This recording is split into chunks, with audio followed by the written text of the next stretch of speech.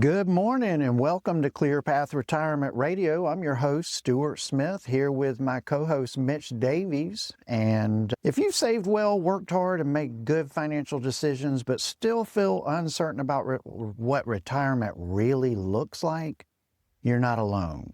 Today, we are going to have an interesting conversation, Mitch. We are going to switch gears a little bit. We're not going to talk about all the numbers and the concepts and the strategies as much today.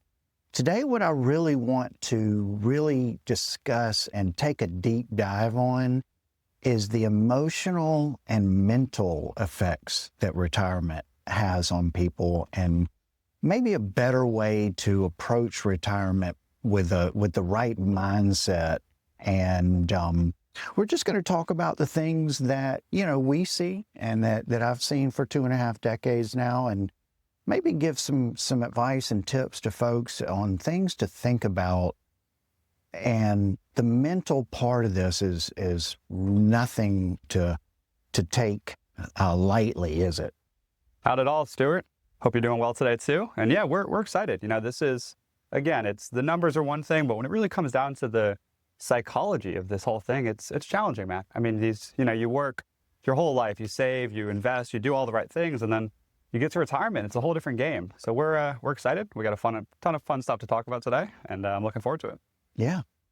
So, just going over what I've personally seen, what I've realized as the most successful people that in retirement are those who really don't retire away from work.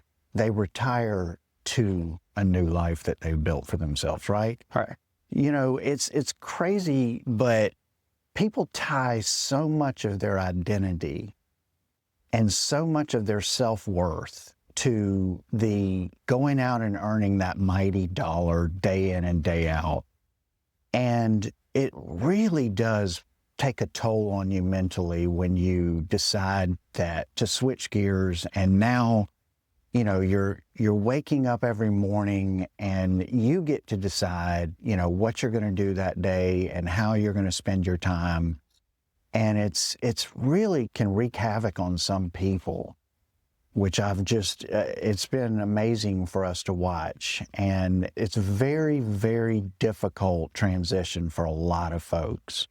It's challenging, no doubt. And, this is a big part of what we do. Obviously, we're financial advising, we're talking all the numbers, all the money, but a lot of it is really prepping people for this phase of life, because it's a long journey and you spend a lot of time to get there, and it's challenging. You wake up and it's like, all right, what's there to do today? What's there to do this week? And like Stewart said, it's the most important thing is you tie so much of that identity to that working career.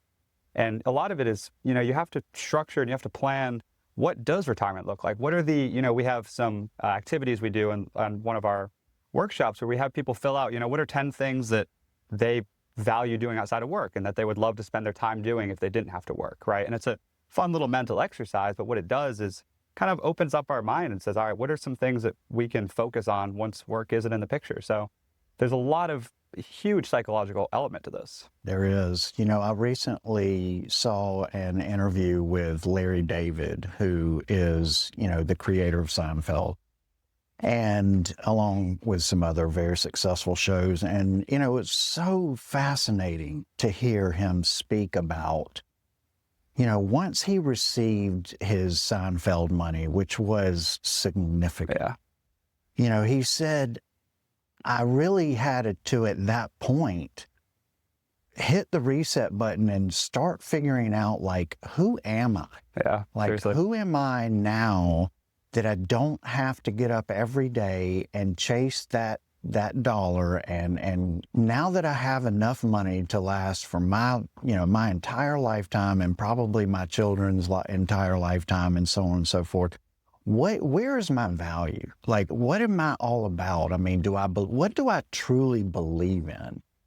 And those are very difficult questions to answer. And most people never get a chance in their entire life to find that out. And, I find that to be extremely, sad to think about in those terms of, listen, we're not all about the 9 to 5. We have, all of us have dreams and aspirations, and in an ideal world, I mean, just ask yourself, in the ideal world where money is no longer an issue, you just take that completely off the table. What is it that you truly believe in? What are your morals? What are your ethics? What are your values? What is it that really drives you as a person? I mean, is it, charitable work? Is it charitable giving? Is it, what causes would you give to if you had the money? And it's just, that's a really fun thought exercise. It is. It certainly is. And, my favorite conversation I've had just, over the last few years working with hundreds of different families is, we hear often that like a client will come in and say, hey, like I've actually found that I'm almost as busy, if not more busy in retirement. And, those are the most successful retirements we see. People who not busy with work or not busy with anything strenuous, but they're just out and doing a bunch of different things that they enjoy. Like you said, maybe it's charitable work, maybe it's making time to make new friendships and try new activities, learn new things. We find that the most successful retirements are engaging in different activities and learning new things and keeping the mind going, keeping the body going. So this is something we end up talking about a lot at the firm with clients is, how to fill up that time and actually plan. You want to have that structured a couple years ahead of time. And it really, really helps in retirement to have that understanding of what are the things that, like exactly like you said, Stewart, what are the things that you value the most about yourself, about life, and how can you spend that time in the most fulfilling way? Absolutely. When my mother retired, she had always wanted to take up painting. Yeah. And, it's amazing. She finally decided and put her foot down and said, I finally have the time. And she took up painting and has really excelled and done wonderful paintings that she's, shared with the family. And it's so fulfilling for her. And I just love that gleam in her eye when, she shows me one of her new paintings and she's all excited. Yeah. And, and it's just like, you really need to build that life. Go ahead and think about it ahead of time and build that life for yourself and create, whether it's gardening, whether it's pickleball, whether it's, and of course we always say your health is your wealth. Yep. So anytime that you can designate to, making yourself healthier as a person, both mentally and physically, is just going to extend and give you a more fuller, richer retirement, as we like to say. And, what I have realized is that one thing that really, really helps in this transition, both, the mental and psychological aspects of it, is having a real plan set out financially, right? It all comes back to, you can be extremely good with money. You can have saved diligently and really think, I'm ahead of the game. I've saved plenty of money, but without a plan, even Tiger Woods has a coach, right? Yeah. Even the best of the best in every sport or every aspect of life, they all have someone who gives them guidance, someone who is looking at the big picture, someone who is creating that long-term vision and plan with them, someone to think it through with, to bounce things off of. And, I like to think that that's what we provide our clients. A lot of our clients are very, very intelligent people. They're engineers. They're very successful people who have a lot of success in their own fields, and they're very proud people. But they've all realized one key important thing is, I can't do this alone. I need someone who eats, breathes, and sleeps retirement, who is constantly, on top of the changes and whether it's the, what Congress is doing, what the tax law changes that are coming through, the changing thresholds that we deal with constantly, and all of the new strategies that are coming to the table that we are privileged and lucky to be, privy to and to understand. They need that person in their life, and it can really pay huge dividends, and not only financially, but also mentally and psychologically, and their lives and how their retirement actually goes. Absolutely, Stewart. And the biggest thing we talk about, finding the time to find those things that bring you joy.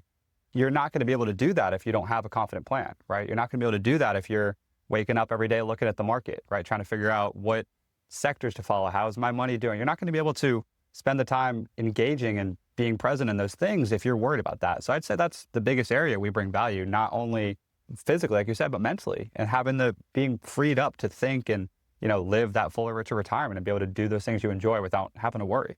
That's right. And, a lot of times, I know we've chuckled a little bit sitting with folks in our conference room saying, hey, today it's a therapy session. Yeah. Like this is a therapy session. This isn't just all about financials.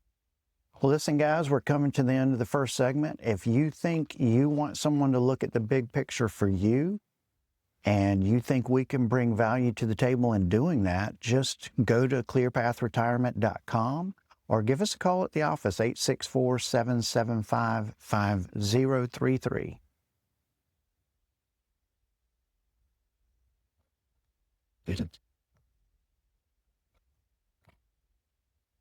Welcome back to ClearPath Retirement Radio. I'm Stewart Smith here with Mitch Davies, and today we have been talking about, instead of talking about the numbers, instead of getting into the strategies and those sort of things, today we're taking a little different approach, and we are talking about the psychological and mental effects that retirement has on people and how you might better prepare for that side of things. No doubt. It's an underlooked component of it, right? I mean, everybody, when you're talking about investing, financial advising, you're talking about, the money there. But a huge component, if not more important really, is understanding how that affects the day-to-day, how that affects the psychology, the emotion. So that's really what we want to talk about today, because not a lot of people talk about that, Stewart. And it's a huge part of what we're doing is helping people navigate through that emotionally. Well, I think people don't realize how much having a real structured, real plan where they have been, we model through different scenarios where we run different scenarios right in front of them, right, and where we're looking at, all of the major things that can impact their retirement, whether it be, inflation, again, a major market correction, a skilled nursing care stay that's incredibly expensive and or a major health event that gets real expensive. All of those things are things that we can, really deal with in a very structured manner and look at their assets and make sure that they're going to be able to manage through those things. And when that happens, and when you go through that process, and it's a process, when you go through it, what you come to find out is all of a sudden, mentally and emotionally, you completely relax and you start to understand, hey, we have people come in all the time, and the wife will, it's typically the wife, will look at us and say, we need to do something. He is pacing a hole in the carpet in front of the financial show, whichever one, Fox Business or MSNBC, whatever he's watching. And he is just, his anxiety is through the roof watching the markets every single day. Yep. And Mitch, that's no way to live in retirement. That's not. We help you avoid that kind of stress and that kind of anxiety. And, it's the next thing I want to deal with, and that we hear a lot of, is, hey, I was at the cocktail party recently, and Betty Lou pulled me to the side and started giving me investment advice and telling me what I should do and what I shouldn't do. Yep. And they typically will come in and say, hey, this person said this, or this person said that, or a talking head on MSNBC said this or that. And, we like to refer to that as cocktail party advice. We do. And that is dangerous stuff, right? It's dangerous. Very dangerous. My response to that is always the same. My response is, hey, that's great that Betty Lou felt the need to give you advice. But let me ask you a real simple question. Did Betty Lou sit down with you and ask you all of the questions, the pertinent questions that we've asked you about your financial situation? Does she know how your accounts are invested? Does she understand how they're allocated? Does she know intimately what your assets are? Does she know what your income needs are? Does she understand, the probability of success and what we're already have in place? And, to me, it's like walking into a doctor's office and saying, hey, doc, I don't feel good. Right? And the doc kind of looks you up and down and pulls out his prescription pad and writes, a quick prescription and hands it to you and says, go ahead and take this. You'll be fine. Yeah. Would you feel good about that, Mitch? Of course not. Of course not. Absolutely not. But if that doctor took you and they, did blood work and they sat you down and asked you all the right questions about what's going on with you and what are the symptoms and and they took different measurements as far as, they took your blood pressure and they did all of these things and really, really, were thorough in their analysis of what's going on with you. And then they wrote you that same prescription or a different prescription and handed it to you. You'd feel a lot better. It would. You'd actually, that might make more sense, but you have to understand that when Betty Lou's giving you advice at the cocktail party, she's doing, that's just generic advice. And again, be careful with that, guys, because that can be dangerous. I know a lot of us get the FOMO, the fear of missing out on what somebody else is doing, but that is just a real recipe to make emotional bad decisions. It is. And this is, something we talk about a lot at the office. We want to avoid these rules of thumb in general, right? Whether you want to call it cocktail, party advice, rules of thumb, any of these, I'm sure you guys have seen these headlines is X amount of money enough to retire, right? You've seen it on the advertisements. It's $1 million enough to retire in 2026. We see these types of things all the time, and we hear these types of things in the office. Someone will come in and say, hey, my friend said that $2 million in your 401k isn't enough to retire, whatever it is. And guys, there's such a disparity. There's such a wide range of retirements. There's so many different ways people live their retirements. For one person with one situation, this amount of money could be totally fine. And for another person, it could be completely different. To get off of what Stewart was saying, that's the most important thing, guys, is having someone understand the entire picture, because for your neighbor, it might be a completely different situation than you. You don't know what their income sources are like. You don't know what kind of assets they have saved. It's an entirely different thing. So the most important thing we can do for clients, and where we really bring the most value, is having that full understanding of everything you have going on in your life and being able to really diagnose that and actually give you clear advice based on exactly what your situation is, what kind of income sources you have, everything. Yeah. And it helps a ton. Yeah. And Mitch is right. We have people come in and some people need, are very modest. They've paid all of their stuff, pretty much, outright. They paid cash for a lot of things and their income needs are pretty modest. We may have someone who lives on the same street with them come in and they've done the opposite. Their income needs are dramatic. We see people who need $4,000 a month to live, and then we see people that need, $14,000 a month to live. And so to just make a blanket statement, is $2 million enough? That's insanity to me. So be careful with that type of talk. I think, again, you need to sit down with someone who is going to really diagnose and understand the big picture, understand the income needs, understand, what assets are available, what income sources are in place.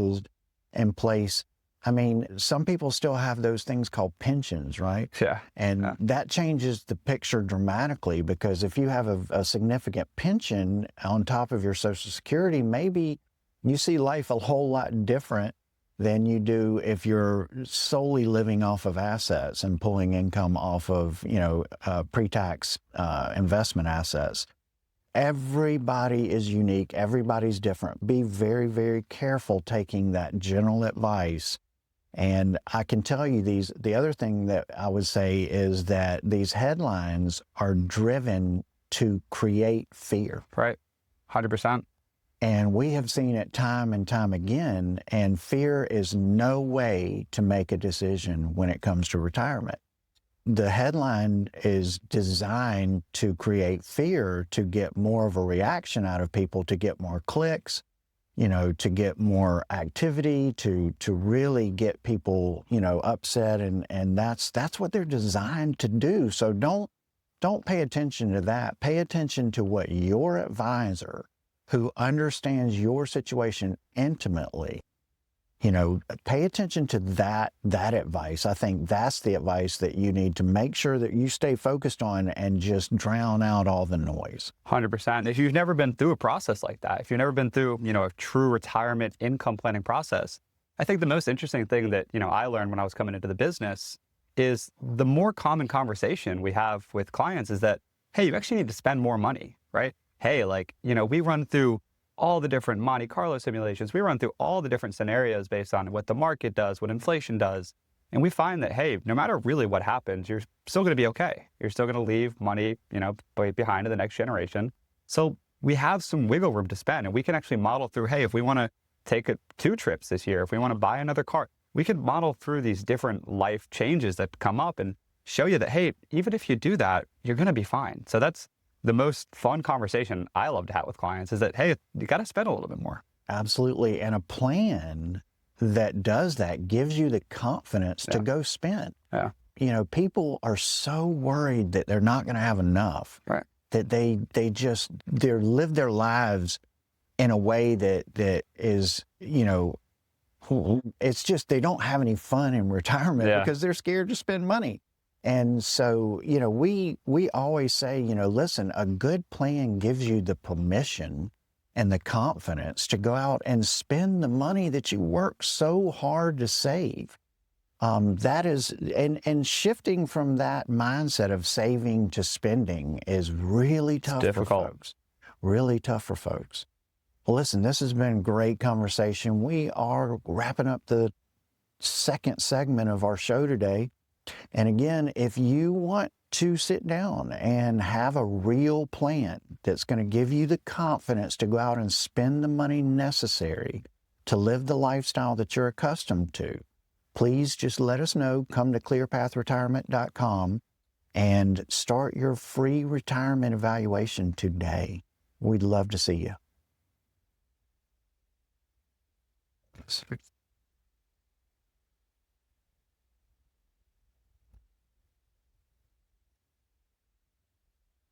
Welcome back to ClearPath Retirement Radio. I'm Stewart Smith, and I'm here again with Mitch Davies, and I'm going to introduce one of my favorite segments of the show that Mitch does. It's called Mitch's Market Minute, and we've got to talk about the market for a few minutes, so take it away, Mitch.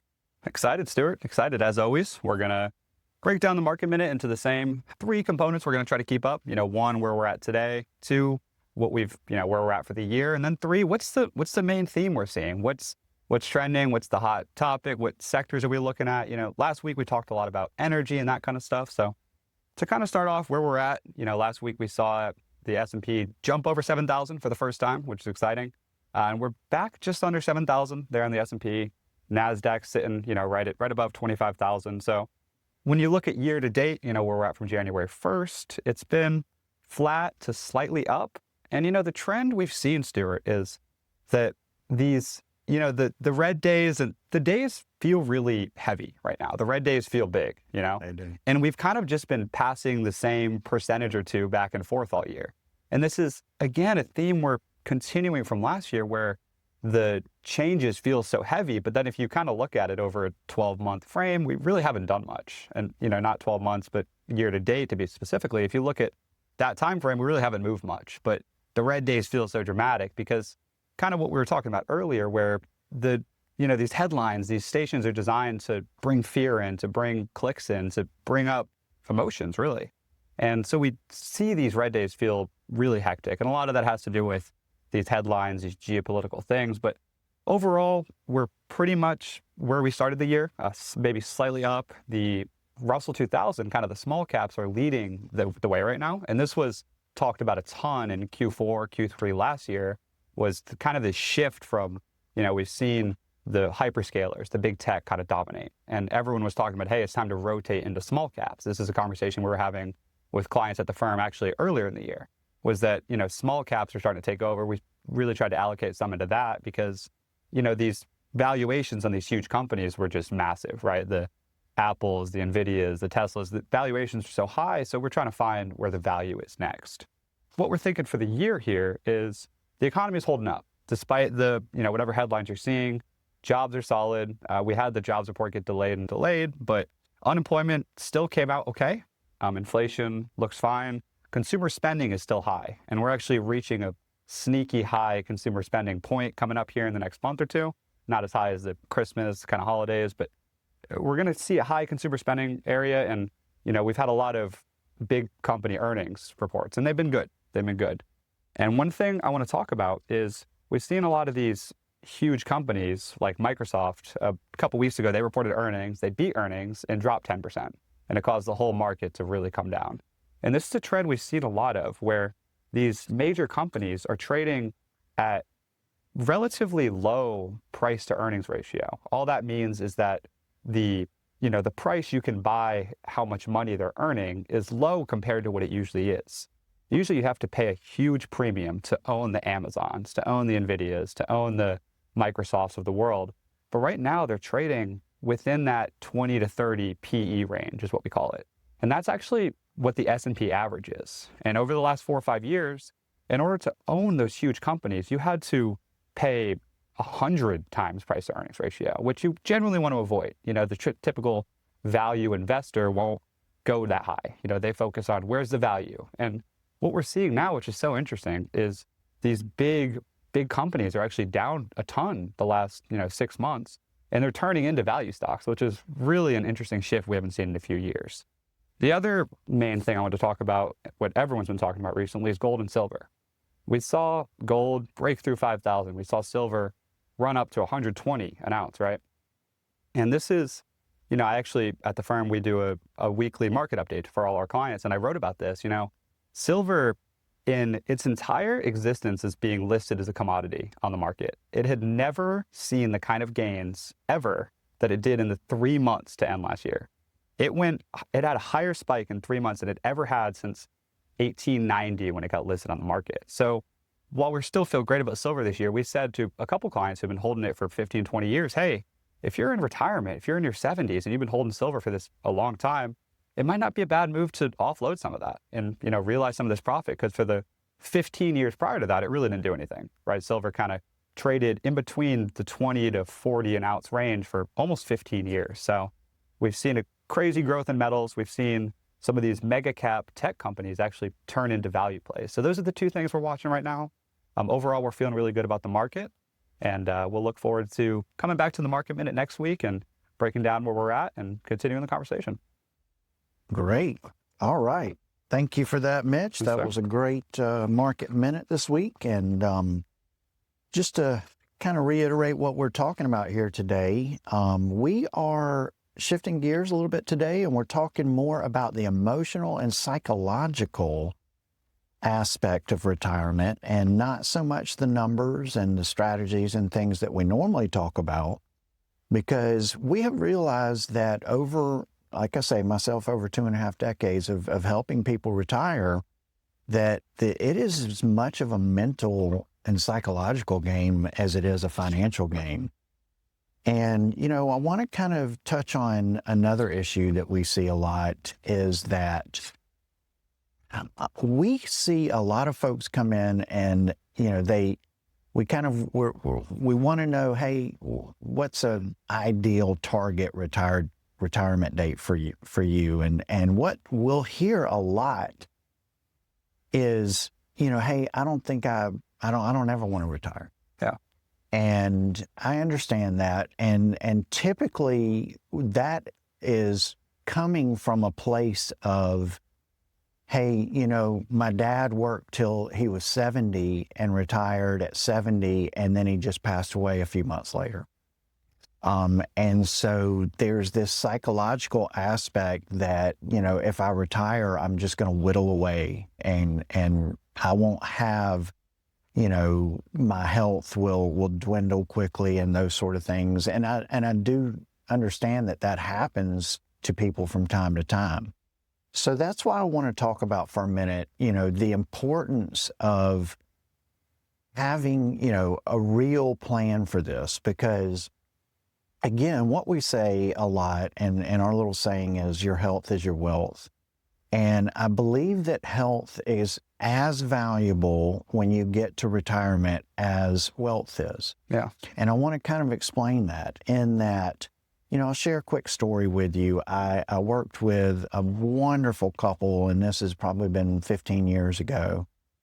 And, they were extremely active. They hiked a lot. They, did a lot of traveling. They, played golf and were very physical.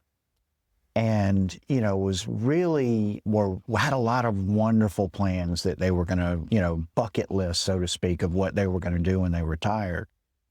And, the wife that I was working with, she went ahead and set a retirement date, and we were really, really pushing the husband, like, okay, like, it's time. We've got to figure out what date, when are we going to start down this path of doing this bucket list? And finally, after a lot of hemming and hawing, we got him to finally agree to retire, and we set a date. And I believe it was several weeks before that date finally came. He got in his truck in the parking lot to go home from work and had a heart attack and left us. And, it was devastating. And, what it made me realize at that moment was, you can't put these things off. Piling up all these assets is wonderful, but it needs to be a balance, and you need to retire while you still have the chance and the opportunity to enjoy what you've worked so hard for, right?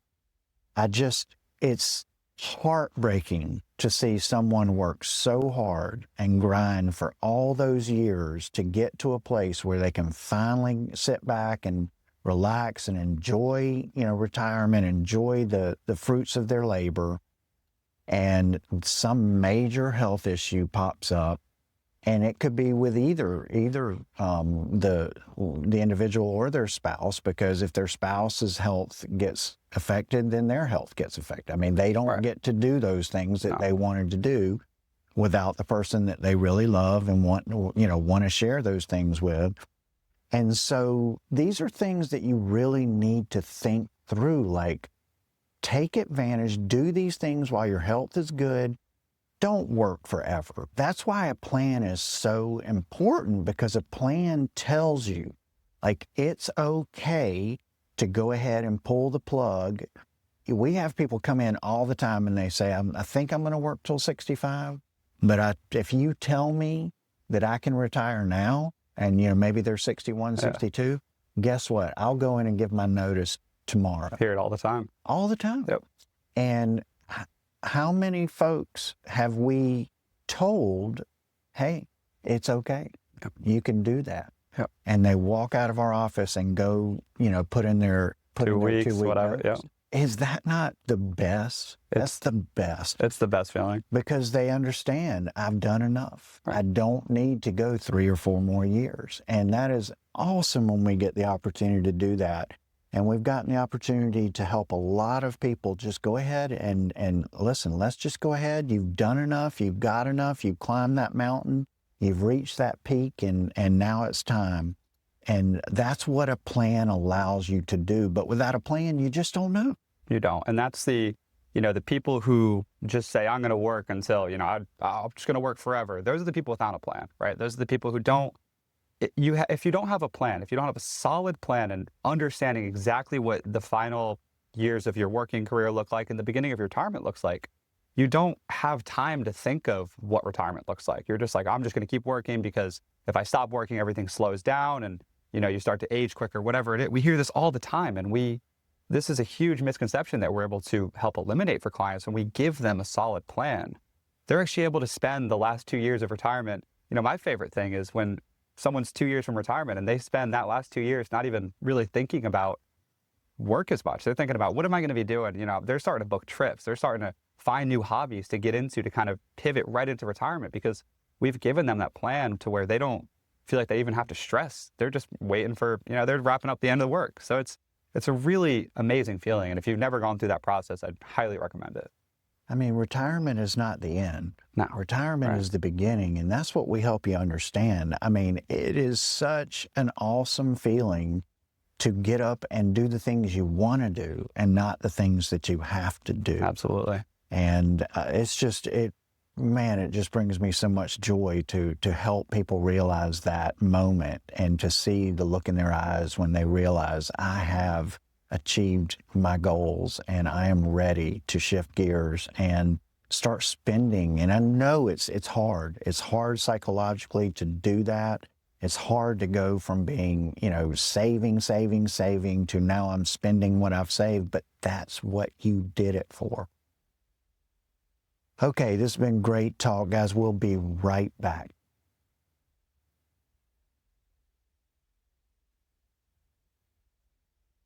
Welcome back to ClearPath Retirement Radio. I'm Stewart Smith, and I'm here with Mitch Davies, and we are having a great conversation today about the emotional and psychological considerations when approaching retirement. This is one of my favorite talks. I am a student of psychology and, have been for most of my life. And so, I just love talking about this stuff. I feel like on certain days, I'm as much of a therapist as I am a retirement planner. Oh, yeah. So this is a lot of fun. The next thing I want to address is when you do planning, one of the psychological things that I've began to understand more clearly than ever is that plan has to be thorough, but it also has to be somewhat simple. Yeah. And simple works. Simple's right? great. Because what we see is a lot of people come to us from other advisors and they have been presented, way too many options, way too much complexity in their planning, and they have what we call decision fatigue. Yep. And analysis paralysis, where they just have there's too many moving parts, there's too much, and it just overwhelms them into a place where they can't even make a decision. Right. And I feel like, one of the things we're able to do at ClearPath Retirement Planning is we are able to really avoid that scenario by doing plans for folks that are, listen, if you want to dive into the weeds, I know we have engineers that work with us that they want to really get into the fine details and they love working with the firm because we can do that. Right. We are, really, do a high level of planning for folks. But what we do is a high level of planning for you. And at the same time, we're able to only present the parts of it to you that are simple. Absolutely. And really, we do a lot of the legwork. We do a lot of the, analysis to really be able to present very simple options. Very, we're going to keep you out of that decision fatigue zone and help you to really just get pure clarity and keep things as simple as possible for you. So you don't kind of live with that, that fear of making irreversible mistakes. Right? Absolutely. And one of the biggest things we find is that every client is going to have a different level of understanding, a different desire to get into this stuff. And then even within that, every household is going to have, varying differences of levels of understanding. We find that, two spouses, one of them can understand this stuff really well and really wants to get into the numbers. And one of them's like, I just want to know that we have enough money at retirement. So what we're able to do, and my favorite conversation that we're able to have, is when we've got the one spouse who, spends a ton of time working on this, and the other one's like, I just want to see that we're good. And they walk out of the meeting and they're like, the spouse that doesn't understand it as much is like, I feel so much better now. Like, I know if we need to do it, where the money is actually going to come from. I know that if we buy the car, a lot of times it's hard to visualize this stuff. You've got the investment account, you've got the pension, you've got the Social Security, it's there, but to actually see it on a screen and to see the software show you that, hey, like, this is the order that we're going to take the money. This is the order that we're going to distribute. This is how the tax picture is going to play out. We're going to withhold the taxes for you, so you don't have to worry about a big tax bill. Showing them these things in a really, really simple manner is one of the most fun parts of the job. And it's really amazing seeing them walk out of there and they're like, I get it. Thank you. Like, I feel great now. I don't have to stress about this. Yeah. We can share as little or as much as you want. Yep. And we're going to be able to appease both of those people. Right. In the level of planning that we do. And, the other things, just to mention a few other issues that we see here is people have like we said before, a shifting sense of purpose.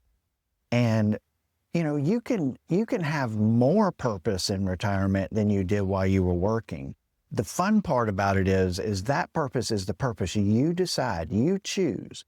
We have people who start a nonprofit that they work in to further, different agendas and things that they truly believe in and are passionate about.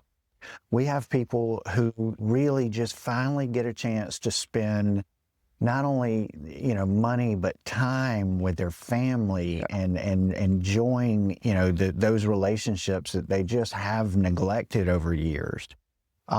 We also we see a lot of people who they battle with guilt around enjoyment and spending. And, that's something that, again, really good planning can take that off the table.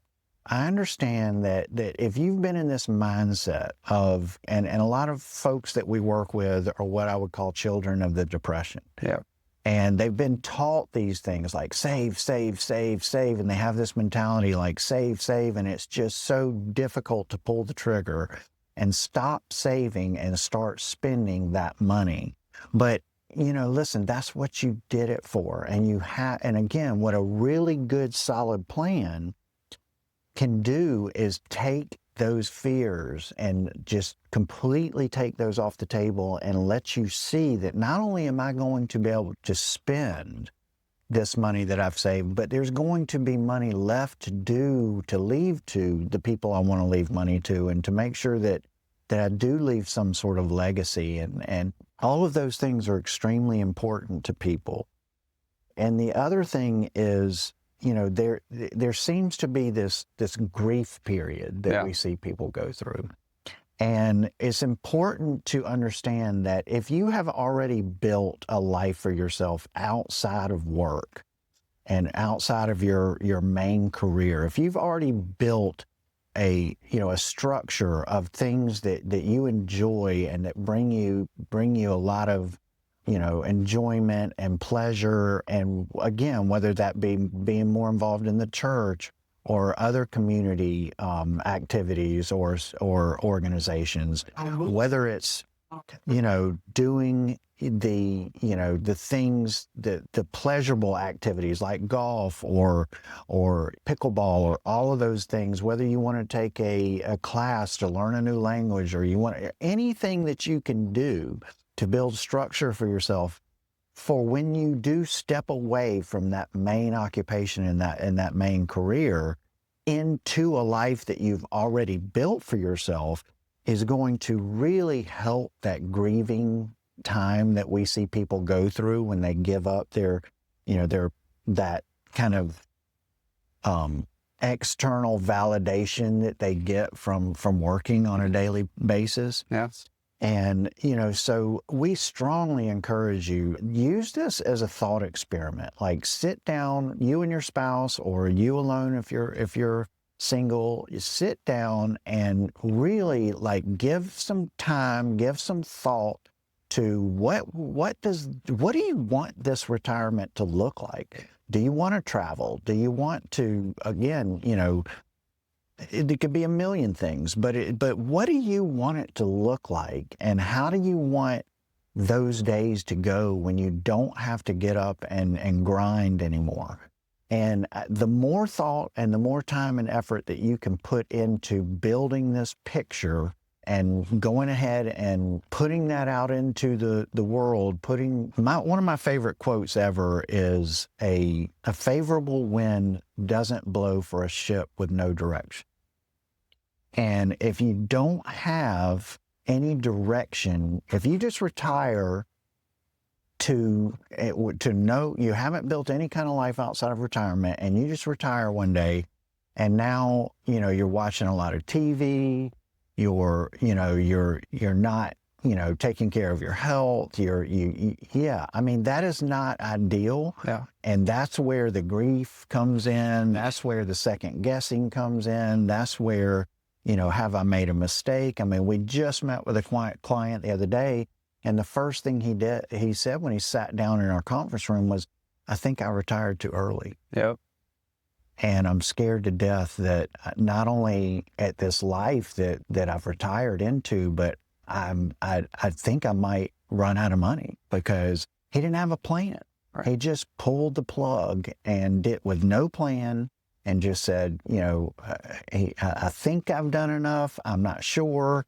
And I can tell you that is a really bad feeling to wake up to every day once you're not working anymore. It is. And we strongly encourage, if you've never, this stuff's hard to do on your own. You know, it's really, really difficult. You almost have to unlearn these learned behaviors. You know, the behaviors that got you to the point of being able to have a successful retirement, really saving, really being as conservative with your money as you can, all these things. It's really, really difficult to shift out of that, like Stewart was saying, into that mode of, hey, it's okay to feel okay to spend. It's okay to spend this money on travel. Like, that's what you did it for, right? And it's really, really difficult to get to that point on your own, because these are the same behaviors, the same things you were taught that got you to this point.